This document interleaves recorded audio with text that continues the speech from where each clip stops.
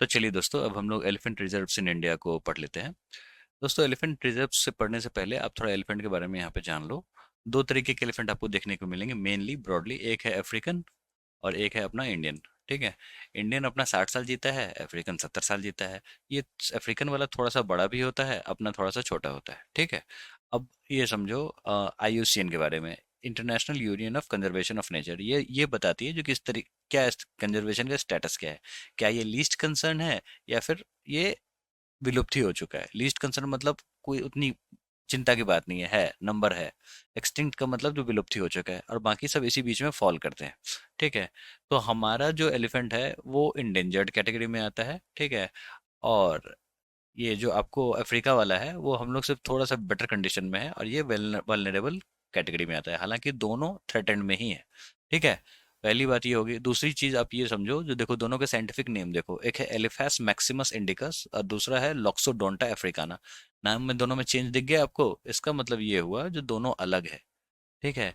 तो if in case अगर कोई ब्रीडिंग होती है, मीटिंग वगैरह होती है, तो ऑफस्प्रिंग प्रोडक्शन के चांसेस ना के बराबर हैं। एक ही केस देखने को मिला था, साइंटिफिक एनवायरनमेंट में ऐसा डेवलप किया गया था, लेकिन वो भी बेचारा बच्चा टिका नहीं, वो भी चल बसा।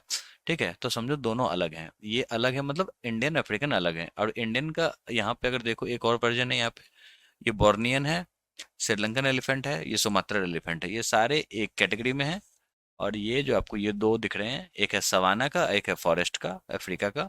दोनों लॉक्सोडोंटा नाम जैसा आपको दिख रहा होगा। ये आपको दोनों एक ही कैटेगरी में आते हैं। ठीक है। और अब हम लोग एलिफेंट रिजर्व्स इन इंडिया की बात करते हैं। ये भी मुझे इंडियन एक्सप्रेस से मुझे अच्छा सा ये दिख गया था, जो टोटल आपको ये जो 33 एलिफेंट रिजर्व्स हैं उनके नाम। तो ये आपके रिवीजन में बड़ा काम आएगा, तो आप इसको यूटिलाइज कर सकते हो। ये आपके हैंडआउट का पार्ट हो जाएगा। वर्ल्ड एलिफेंट डे कब मनाते हैं? तो मनाते हैं 12 अगस्त को। कैसे याद रखोगे? तो इस इमेज की सहायता से याद करोगे, या तो आप इस इमेज को देख के समझ जाओ 12 अगस्त लिखा हुआ है, या फिर अगर मन करे तो एक बार ड्रॉ भी कर लेना, क्या जाता है। ठीक है। ये इसका जो ट्रंक है वो 1 दिखा रहा है, और इसका जो कान है वो 2 दिखा रहा है। बॉडी पे AUG लिखा हुआ है। जी का जो एक लेंथ होता है वो पूंछ का काम कर रहा है। ठीक है। तो बस इतना ही है। कर्नाटका जो है हाईएस्ट नंबर ऑफ एलिफेंट आपको वहां पे देखने को मिलेंगे, और second highest number of tigers भी कर्नाटका में देखने को मिलेंगे। अगर टाइगर्स की बात होगी तो हाईएस्ट नंबर ऑफ टाइगर्स जो है वो मध्य प्रदेश में देखने को मिलेंगे। ठीक है। इसको भी याद में रखना, क्योंकि बहुत सवाल आते हैं इस पे। ठीक है। फिर एलिफेंट की बात करेंगे तो सेकंड नंबर पे आता है आसाम। एक प्रोजेक्ट है आपको, प्रोजेक्ट रिहैब। इसका मतलब ये होता है ना, reducing elephant human attacks using बीज। इसमें क्या होता है ना, जो पेरिफेरी होती है जहाँ पे आपको एलिफेंट दिखते हैं, ठीक है, वहां पे क्या करना है ना, ह्यूमन और एनिमल का कॉन्फ्लिक्ट ना हो, तो फिर किनारों पे आपको बी बॉक्स लगा देना है। कौन लगाएगा? लगाएगा आपको खादी उद्योग जो है ना, KVIC, वो क्यों लगाएगा? ये जो खादी विलेज इंडस्ट्रीज जो होते हैं, इनको शहद मिल जाएगा एक तरीके का। ये हो गया, मतलब स्मॉल बिजनेस हो गया, और ऊपर से शहद मिलता जाएगा, वो तो फायदा हुआ ही हुआ। ऊपर से ह्यूमन और एलिफेंट का कॉन्फ्लिक्ट भी नहीं होगा।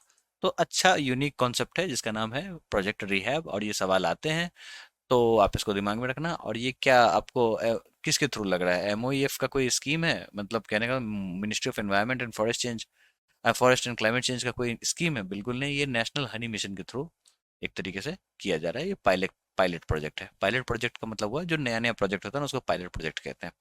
एक और स्कीम है जिसका नाम है माइक, और इस पे सवाल आ चुके हैं और आते रहते हैं। माइक में क्या है ना, monitoring of illegal killing of elephants. ठीक है। इसको देखा जाता है, और ये आपको साइट्स जो होती है ना, एक संस्था है, यही आपको इलीगल पोचिंग को रोकने के लिए ये आपको काम करती है। और जो जानवरों के टस्क जो हो गए, या फिर आपको दांत हो गए, या फिर स्किन हो गए, इस सब की जो ट्रेडिंग होती है, इसको रोकने के लिए साइट्स काम करती है, जिसमें सारे देश मिल के काम करते हैं। ठीक है। और ये आपको COP 10 में ये आपको अडॉप्ट किया गया था माइक। और इंडिया का इसके हिसाब से 10 ऐसे साइट्स हैं। ठीक है, जो इस प्रोग्राम को फॉलो करते हैं। तो यही सारी चीज़ है। अब एलिफेंट रिजर्व्स के नाम भी हम लोग फटाफट देख लेते हैं। दोस्तों, उससे पहले प्रोजेक्ट एलिफेंट के बारे में जान लो। आपको पता होगा जो प्रोजेक्ट टाइगर जो है वो 1973 में आया था, और प्रोजेक्ट एलिफेंट जो है वो 1992 में आया था। ठीक है। और ये सेंट्रली स्पॉन्सर्ड स्कीम है, मतलब इस स्कीम का जो होता है वो सेंट्रली स्पॉन्सर्ड स्कीम है, मतलब सेंट्रल गवर्नमेंट इसको स्पॉन्सर करती है। दोस्तों, सेंट्रली स्पॉन्सर्ड स्कीम आपको अगर समझना है तो आप ऐसे समझो, जो सेंट्रल गवर्नमेंट स्पॉन्सर करती है, स्टेट गवर्नमेंट उस पर काम करती है, और ये पार्शियली फंडेड होता है। कहने का मतलब, अगर सेंट्रली स्पॉन्सर्ड स्कीम की भी बात करें तो ये 3 पार्ट में डिवाइड होता है। एक होता है कोर ऑफ द कोर, फिर दूसरा होता है कोर, और तीसरा होता है optional. Core of the core में सबसे ज्यादा बजट एलोकेशन होता है सेंट्रल गवर्नमेंट की तरफ से। कोर की बात करें तो यूजुअली ज्यादातर ये 60-40 के रेशियो में रहेगा। 60 सेंट्रल गवर्नमेंट देगा और 40 स्टेट गवर्नमेंट देगा, और उसका ऑप्शनल में ज्यादातर 50-50 दिखता है, ठीक है।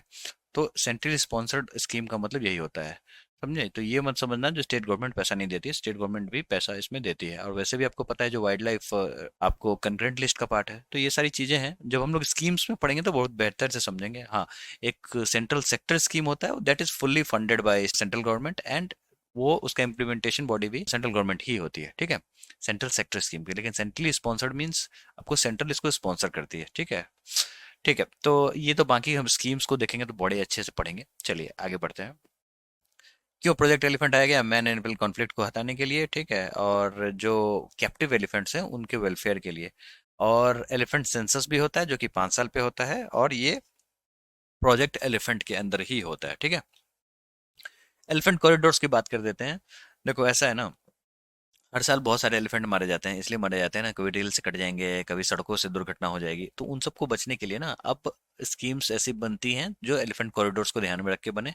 टोटल 4 जोन हैं, एक north west, east and central, north east and south.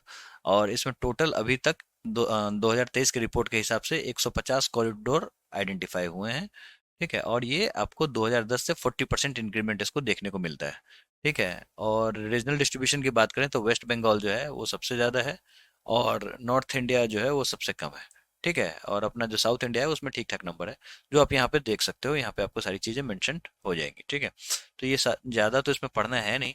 अब आपको लिस्ट सबसे ज़्यादा इंपॉर्टेंट ये है, जो ये 33 नाम्स जो हैं वो आप एक बार देख लेना। ज़्यादातर टाइगर रिजर्व के साथ है या फिर नेशनल पार्क के साथ है, तो कुछ ज़्यादा आपको दिक्कत तो होगा नहीं, ठीक है। आप एक बार इसको पढ़ लेना, और ये जो इंडियन एक्सप्रेस वाली मैप है उसके हिसाब से कभी कभी चीज़ों को देख लेना। तो देखते हैं कौन कौन से हैं। एक रयाला है एलिफेंट रिजर्व, जो कि आंध्र प्रदेश में है। रयाला नाम से आपको ना ही नेशनल पार्क है ना ही टाइगर रिजर्व है। कामेंग ईआर जो है वो आपको अरुणाचल प्रदेश में है। और साउथ अरुणाचल अरुणाचल प्रदेश में है। सोनितपुर आसाम में है। सवाल आता है, देखो नाम से ही पता चल जा रहा है अरुणाचल, तो इसलिए ज्यादा कुछ दिक्कत तो है नहीं। फिर दिहिंग पटकाई आंख मूंद के आसाम। काजीरंगा कार्बी अंगलोंग आप समझ गए होगे आसाम। धनसिरी आसाम, वहाँ पे रिवर है। फिर चिरांग रिपू आसाम, आपको यूं ही दिख जाएगा, ठीक है। ये कोई ज्यादा टफ नहीं है एलिफेंट कॉरिडोर, ठीक है। फिर बडखोल, फिर तमोर पिंगला जो कि छत्तीसगढ़ में है। तमोर पिंगला टाइगर रिजर्व की बात चल रही थी गुरु घासीदास के साथ, लेकिन रोक लगी हुई है, जो कि हम लोगों ने टाइगर रिजर्व में अच्छे से डिस्कस किया है। लमेरू जो है वो छत्तीसगढ़ में है। सिंहभूम झारखंड में है। मैसूर कर्नाटका में है। दांदेली कर्नाटका में है। दांदेली अंसी जो है, जिसका नाम अब काली टाइगर रिजर्व हो गया है, तो इसको भी आप दिमाग में रखना। वेनाड जो है वो केरला में है। नीलाम्बूर जो है वो केरला में है। उसके बाद आओ इधर, पेरियार जो है वो केरला में है, और पेरियार टाइगर रिजर्व भी है, पेरियार नेशनल पार्क भी है। गारो हिल्स आपको मेघालय में है। इंटानकी नागालैंड में है, नेशनल पार्क भी है ये, ठीक है। फिर सिंगफान जो है वो नागालैंड में है। ये सारे आपको जो अलग दिखेंगे ना उसको आप जरूर गौर कर लेना। मयूरभंज जो है वो उड़ीसा में है, आप समझ गए होगे। महानदी उड़ीसा में है। संबलपुर उड़ीसा में, ये सारी जगह के नाम है उड़ीसा के, है ना। नीलगिरी जो है वो तमिलनाडु में है। कोयम्बटूर तमिलनाडु में है। अन्नामलाई तमिलनाडु में है। और ये जैसा कि हम लोगों ने टाइगर रिजर्व में भी देखा था, श्रीविल्लिपुतूर तमिलनाडु में, अगस्तमलाई तमिलनाडु। उत्तर प्रदेश, ठीक है।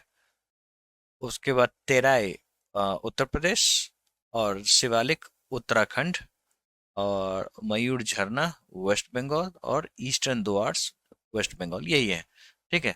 बस और कुछ है नहीं।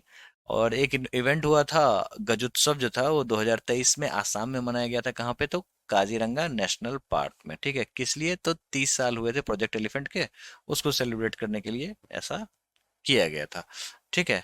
और किसके द्वारा किया गया था? तो स्टेट फॉरेस्ट डिपार्टमेंट और गवर्नमेंट ऑफ इंडिया दोनों ने मिलकर किया था, और गवर्नमेंट ऑफ आसाम ने भी मिलके गजोत्सव 2023 में किया था, ठीक है। कब किया था? तो 7 से 8 अप्रैल 2023। कौन गई थी? द्रौपदी मुर्मू जी, जो हाई कर रही हैं एलिफेंट को, एलिफेंट भी हाई इनको कर रहे हैं, ठीक है। तो यही है आपको एलिफेंट रिजर्व इन इंडिया। जो भी सवाल थे हम लोगों ने ऑलरेडी डिस्कस कर लिए टाइगर रिजर्व में और नेशनल पार्क में। जो भी आपको कीवर्ड एलिफेंट के नाम से था वो हम लोगों ने उसमें डाल दिया था, ठीक है। चलिए तो हम लोग नेक्स्ट टॉपिक पे मूव करते हैं।